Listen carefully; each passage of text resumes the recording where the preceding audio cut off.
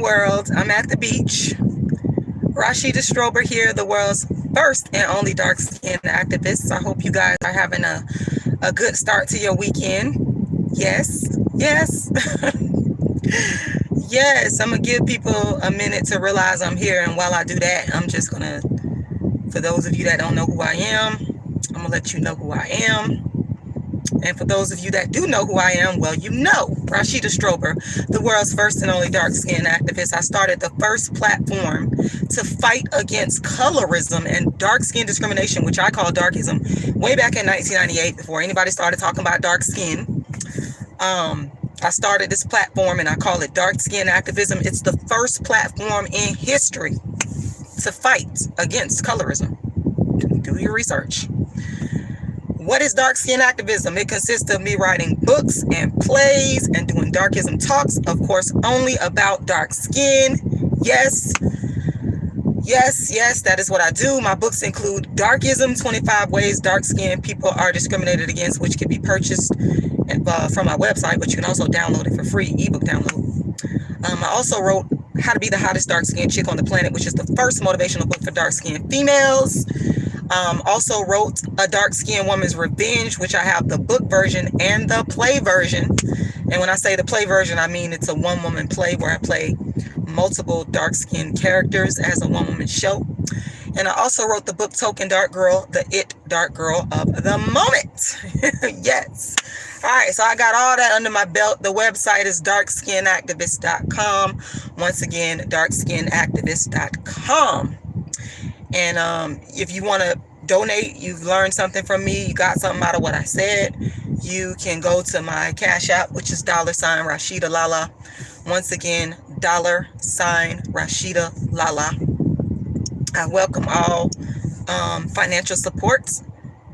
Make sure you guys like this video. Make sure you guys share this video. I hope y'all having a good Friday afternoon. So yeah, I'm always thinking. My brain never seems to turn off except when I'm going to sleep, of course. And sometimes even then, I don't think it's shutting off even then, y'all. But I was just passing through a neighborhood, an old neighborhood. Well, it's not an old neighborhood. It's a neighborhood that I knew about growing up. And it's a neighborhood where the black people that had a little bit of money, you know what I'm saying? Like the middle class black people, you know, they had a little bit of money. They live in that neighborhood.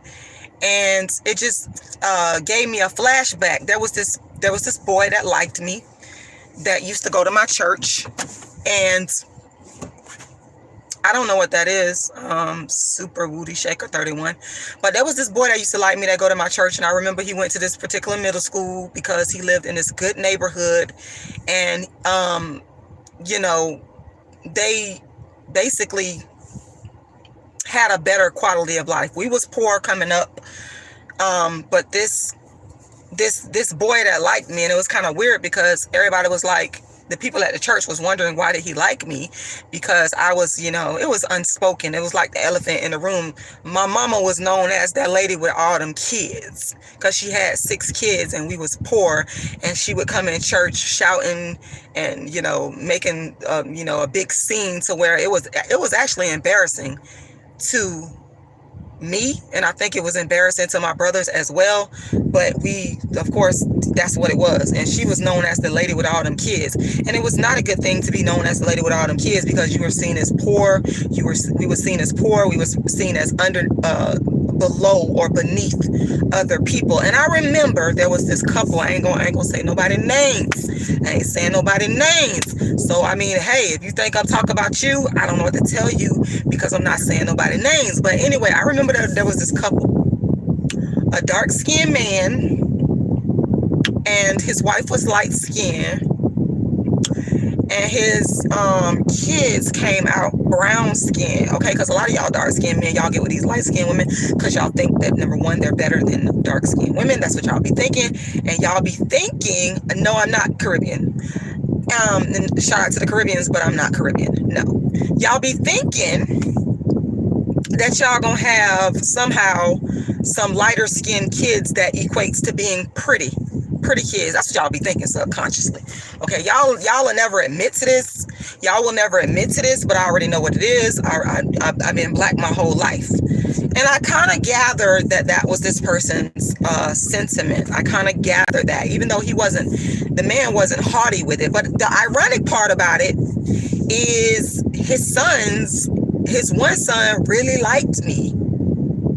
And I was like, I kind of found it odd, and I thought it was strange when I was even at that age. I was like, why he like me? His mama light skin. He think I'm cute. I know y'all think this is all crazy, but this is how darkism works. This is how darkism works, y'all. Anyway, even at that age, I think that I might have been on the cover of Caribbean Weekly, Super Booty Shaker 31, but I'm not Caribbean.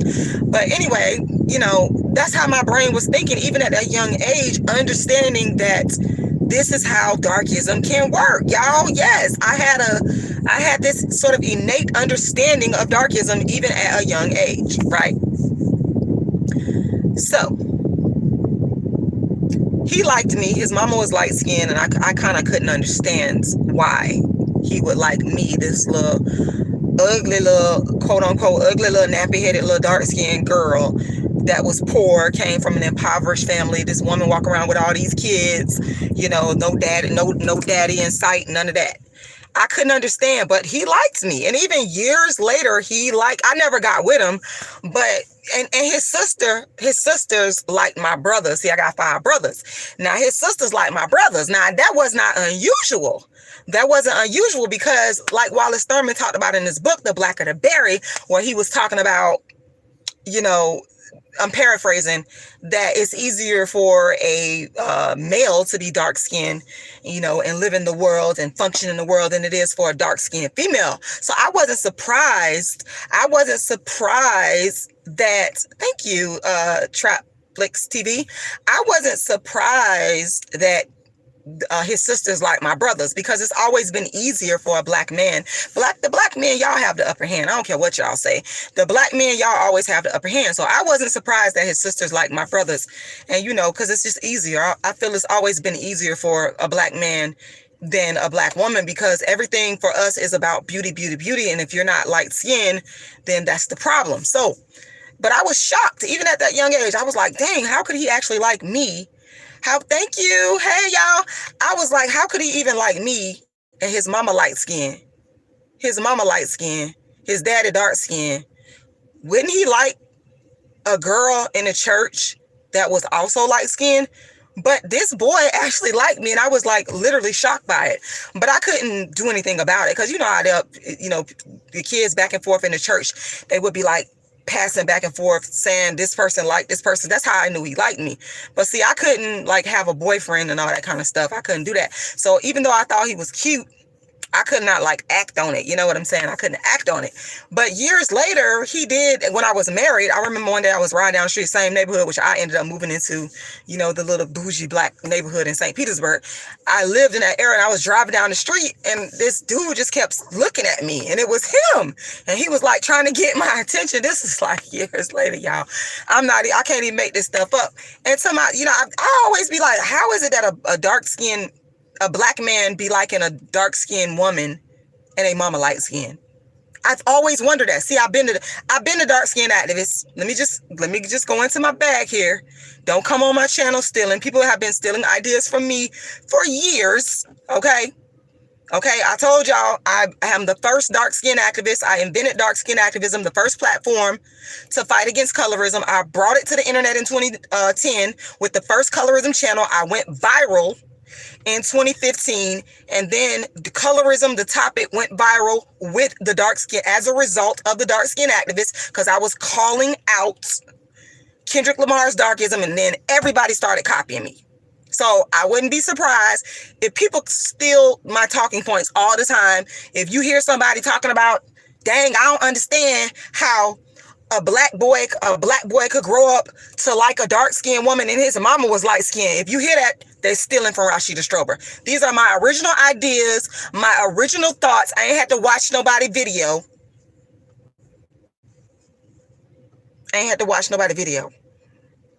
Okay? Anyway, but that's what I was thinking. Even back then, I was like, But his mama light skin. How could he like me?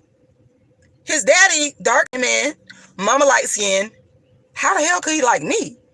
Me? I'm black as fuck with nappy hair. With that nappy hair. Like, I was like, how could he? And when I was growing up, I used to wear my hair when my mama didn't press my hair. I had very long pressed hair. My mama used to put my hair in a ponytail, in a big old ponytail puff, a nappy ponytail. That's what we call it back. A nappy ponytail. She would put my hair in a nappy ponytail. And this boy, he still liked me, and I could not fucking understand it. I was like I said, I wasn't surprised that the girls liked my brothers because, you know, they was handsome, you know, good looking guys. But, you know, I couldn't. I'm reading your comment there. I'm reading your comment. Actual lawyer, real advice in real time, said he must have been clairvoyant and knew that you would turn into what you looking like today. Because, wow. Why, thank you.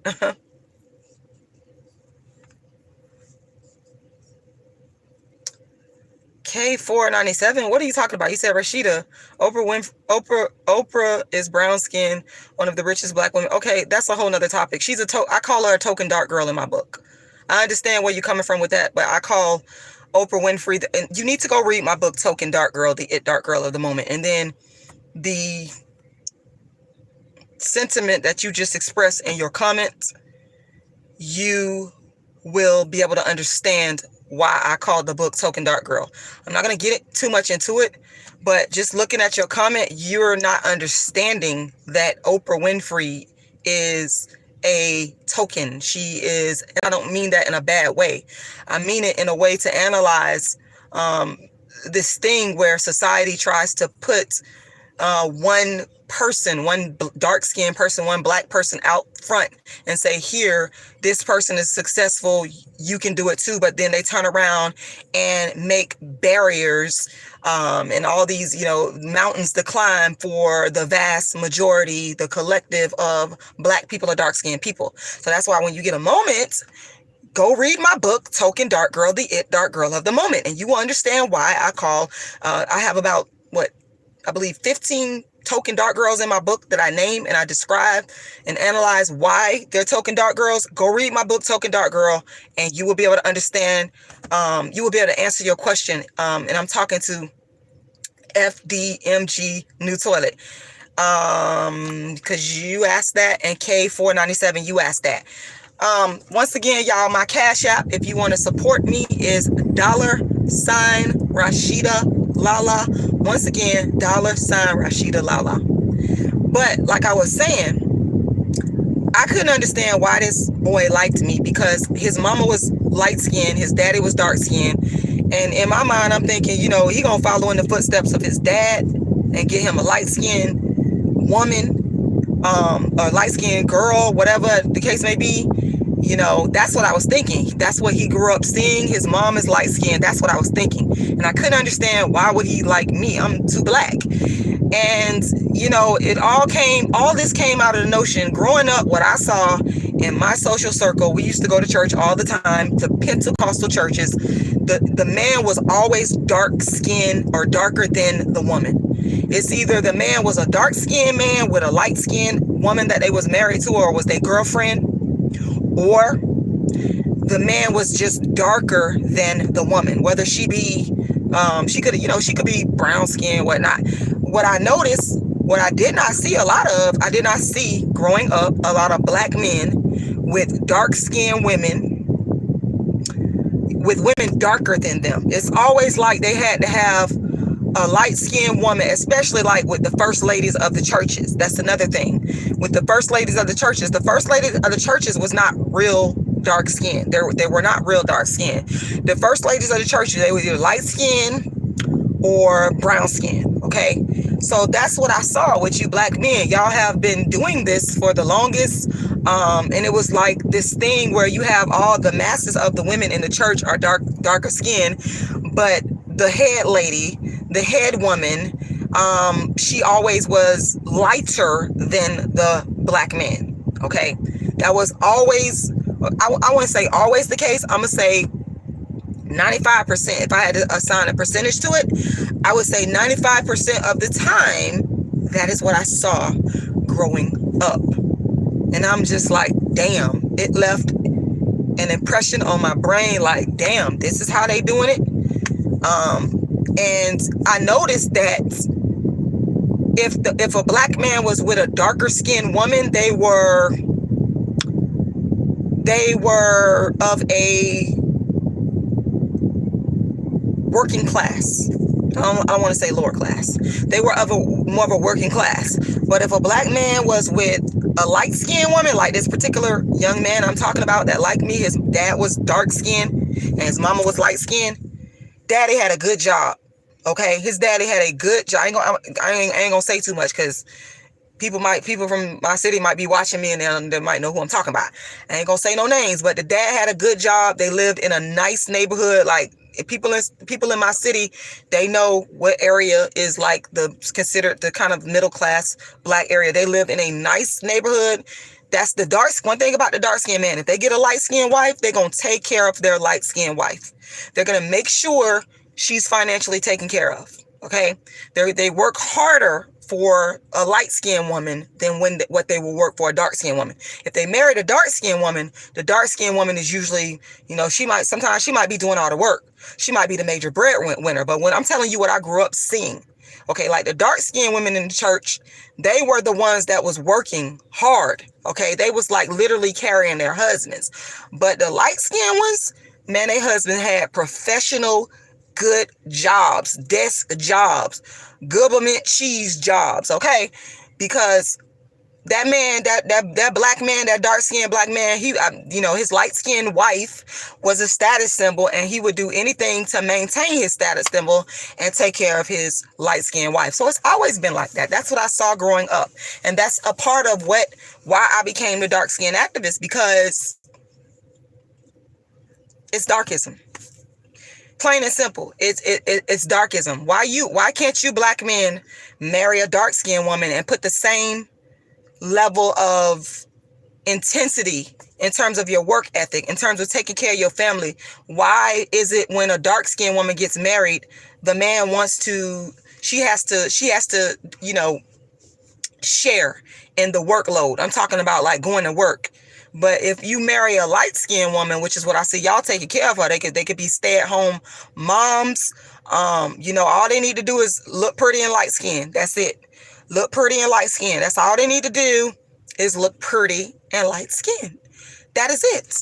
And that's darkism. So that's what I saw growing up. And as I was riding through this neighborhood, the memories came back through the upper middle class black neighborhood that I'm talking about here in my city. And I remembered this young man because that's the area they lived in. And again, that was a show of a status symbol. And of course, you had to have, along with your show of status symbol, living in a nice house in a nice neighborhood, you had to have a light-skinned wife. You could not have a dark-skinned wife. You could not have a dark-skinned wife. Sweet Nurses McGee, hey, you said I wish you would do a call-in because, baby, do I have stories? She said, baby, do I have stories? I'm sorry I can't do a call. The only reason I can't share my link today is because I'm talking on my phone. Trust and believe, if I was at home in front of my laptop, I would put the link there, but I don't know how to do it. When I'm doing my live off of my phone. Plus, I'm not going to even be on here that long. But yes, maybe I'll do a part 2 to this. Hey, Angel Snap 7. Maybe I'll do a part 2 to this, y'all.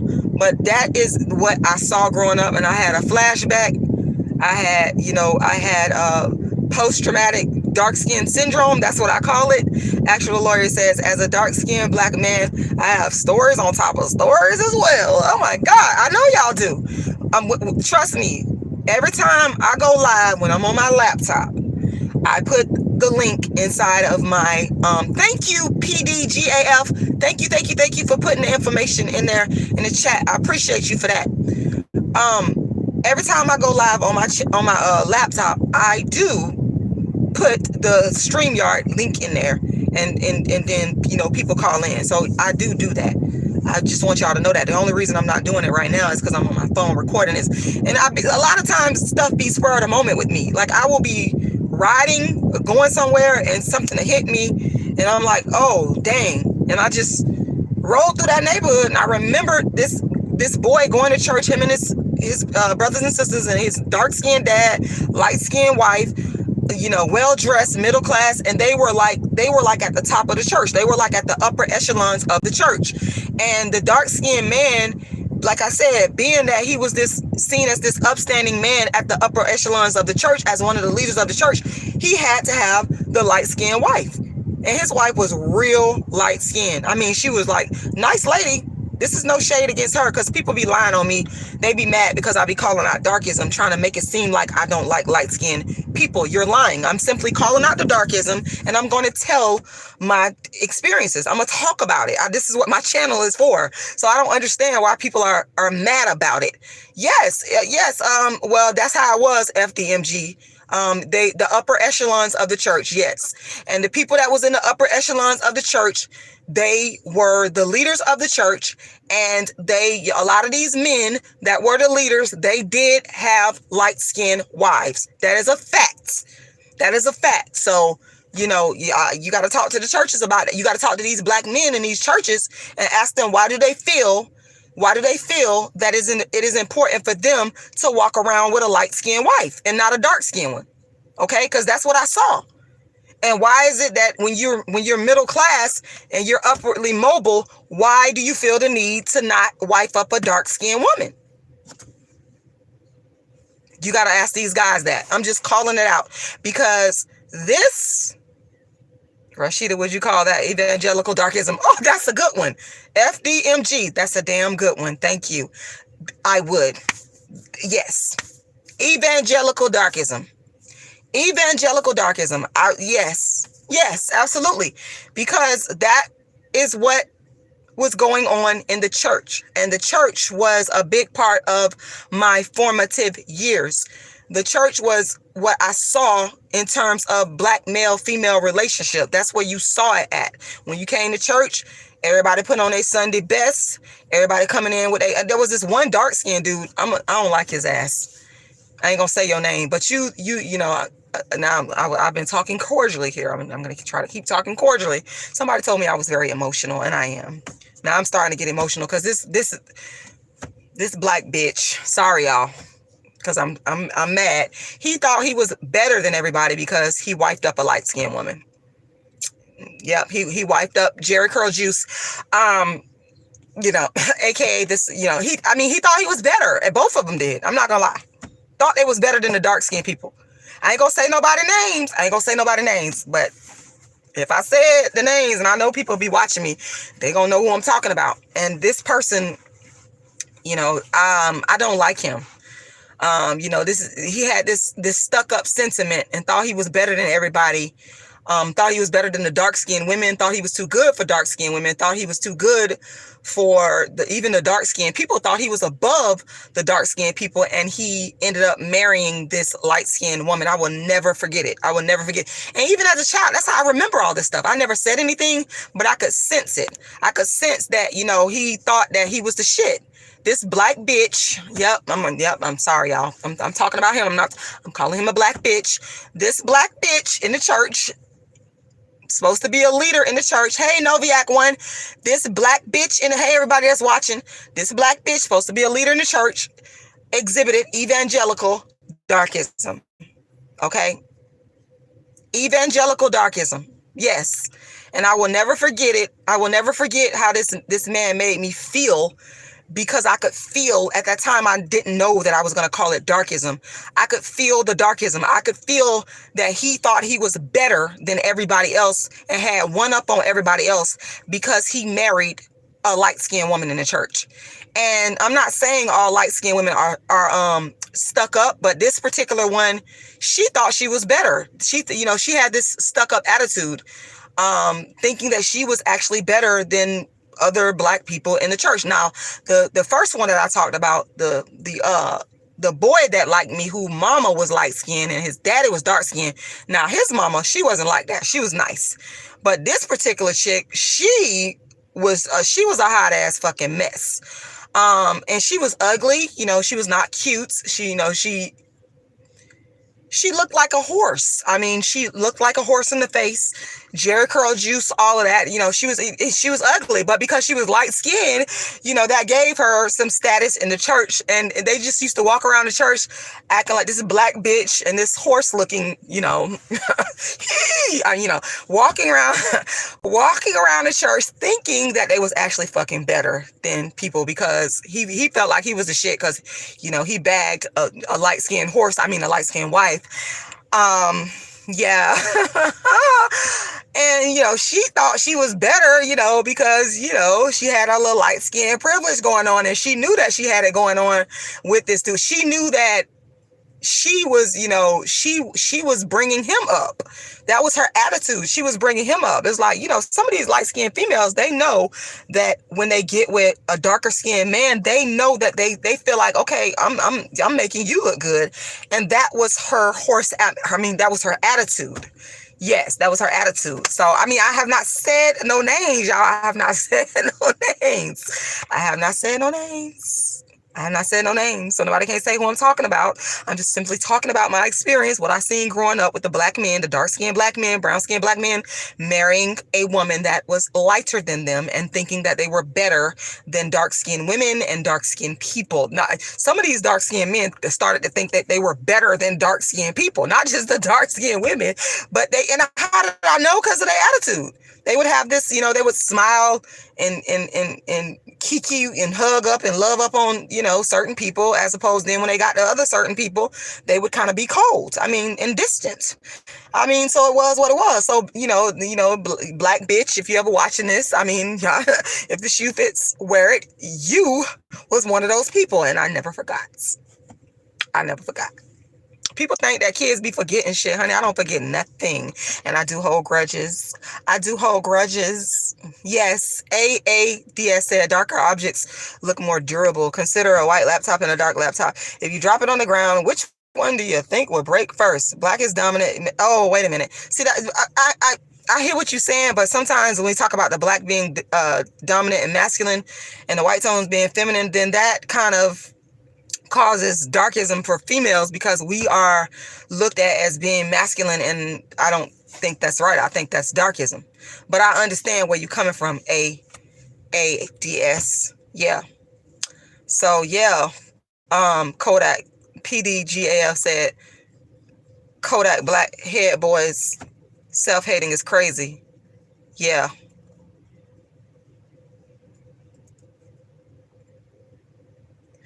Yeah, well, just give me my credit though. That's all I'm gonna say, because I coined the word darkism, and anybody that's coining the word lightism, that's an offshoot of darkism, because you got the idea from my word darkism. I want my credit. I ain't trying to be funny. I just want my credit. Okay. But yeah, y'all, that's what I had to say. I had that little flashback, and when I was driving in the neighborhood, and I was like, man.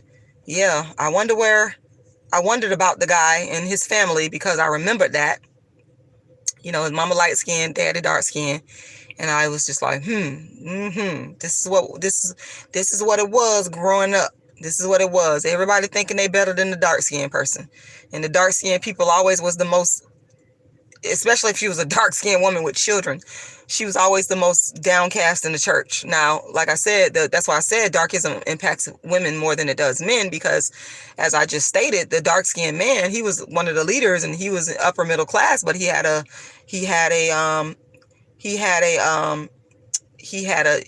light-skinned wife. So, you know, it always impacts the dark-skinned woman the most, because my mama was dark-skinned, and she was in the church, and she had all of us children, and people would pick at us, and it was pretty bad. But they weren't doing that to the light-skinned people. I mean, you know, it was different. Thank you, PDGAF, for that super chat. Thank you. You said, hey, Rashida, make sure you all hit the like button and hit that Cash App. Thank you very much. I appreciate that. Now, I know why you gave that super chat, to highlight the message, but I would definitely request and ask that if you want to give to the super chat, please instead redirect the donation to the Cash App instead, because YouTube takes so long to issue the money. So Cash App is like right then and there. So please go to my Cash App and make a donation. If you want to support the channel, the Cash App is $rashidalala. PD, hold on one second. PDGAF just put that in there. Thank you very much, PDGAF. Thank you, thank you, thank you. Once again, the Cash App is $rashidalala. $rashidalala. You can also go, thank you for putting that Cash App in there. Thank you, thank you, thank you, because I can't do it while I'm on my phone. For some reason, I can't seem to type in the chat box things when I'm on my phone. I don't know why. The PayPal, if you want to go to PayPal, is icecreamladydream@yahoo.com. Once again, icecreamladydream@yahoo.com. If you want to go to my GoFundMe, you can go to my GoFundMe and just Google Rashida Strober GoFundMe and it'll pop up, okay? Now, you can find the Cash App, the PayPal, and the GoFundMe if you go look in the description to any one of the lives on my channel or any one of the videos on my channel. If you look in the description, you will find the Cash App, the PayPal, and the GoFundMe. You can also go to my website and find my Cash App and my PayPal by going to darkskinactivist.com. Once again, darkskinactivist.com. And if you scroll on down, you're going to see the Cash App, the PayPal, and you'll be able to get a free ebook download of my book, Darkism. It's absolutely free at my website, darkskinactivist.com.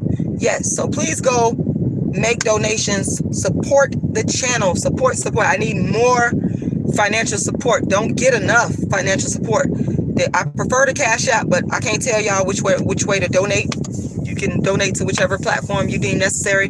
Once again, the Cash App is $rashidalala. $rashidalala. The PayPal is icecreamladydream@yahoo.com. icecreamladydream@yahoo.com. And what else? Google Rashida Strober GoFundMe. But yes, that's my blast from the past today. I hope you guys have a good rest of the weekend. If the spirit hits me, I'll come back on here and talk to y'all again. Make sure y'all donate. I'm signing out. Rashida Strober here, the world's first and only dark skin activist. I'm here at the beach. I'm about to go enjoy. And if the sun was out, I would be getting blacker. Because you know. And I want to say special thank you to PDGAF for putting all that information, the Cash App, the website where you can get the books, all that. Thank you. Let's support the dark skin activists. Like the video, share the video, and I will talk to you guys again soon. And make sure you subscribe and make sure you donate. All right.